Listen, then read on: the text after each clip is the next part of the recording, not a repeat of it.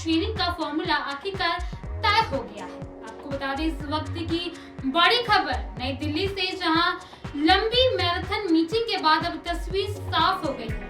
कौन सी पार्टी कितनी सीटों पर चुनाव लड़ेगी, इसका ऐलान हो गया है। इस वक्त हमारे साथ मौजूद है हमारे संपादक अशोक मिश्रा जी।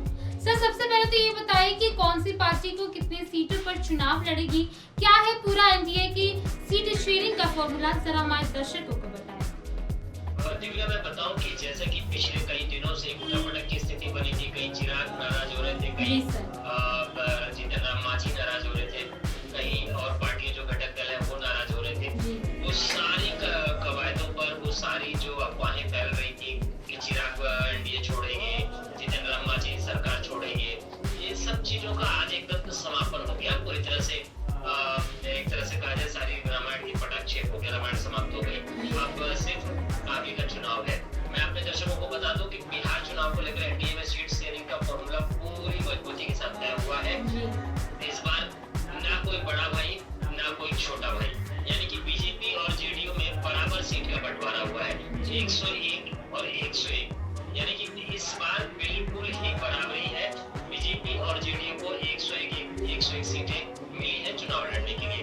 वहीं दूसरी तरफ एलजेपी को 29 सीटें दी गई है। चिराग पासवान की नाराजगी का थोड़ा फायदा तो हुआ चिराग को, क्योंकि 25 उनको मिल रही थी, 4 सीटों का उनका इजाफा हुआ है, यानी कि 29।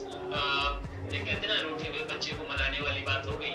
ये मोदी का हनुमान का अपने आप को कहने वाले चिराग थोड़ा रूठे, तो राम ने हनुमान को मना लिया। वही वाली बात हो गई कि हाँ, 29 सीट पर चिराग की पार्टी चुनाव लड़ेगी।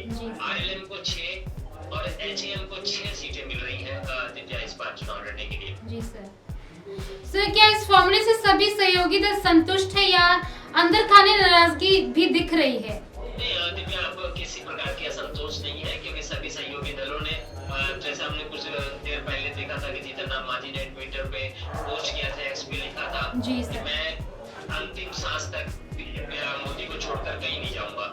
जैसे चिराग हमेशा एक बयान देते आए कि मैं उनका हनुमान हूँ, मैं आजीवन उनके साथ रहूंगा। नीतीश का भी हम लोगों ने कई बार देखा कि कई मंचों से ये बोल चुके हैं कि मैं भटकता रहा कुछ लोगों के कहने में, लेकिन अब मैं एनडीए को छोड़कर कहीं नहीं जाऊंगा। तो अब जो घटक दल है एनडीए का, वो पूरी तरह से बिल्कुल एकजुट हो चुका है। और सबसे बड़ी बात ये रही कि इस बार बड़े भाई और छोटे भाई का रोल खत्म हो गया। लेकिन पहले ये देखने को मिलता था कि किसी की सीटें कम होती थी, किसी की ज्यादा होती थी।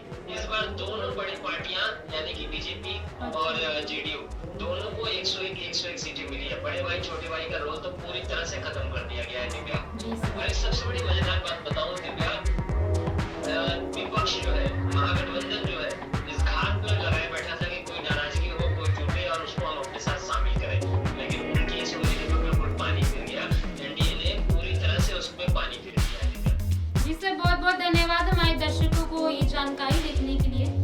तो बिहार विधानसभा चुनाव से पहले एनडीए ने सीट शेयरिंग का फॉर्मूला तो तय कर लिया है, लेकिन असली परीक्षा उम्मीदवारों के चयन और जन समर्थन की होगी। गठबंधन में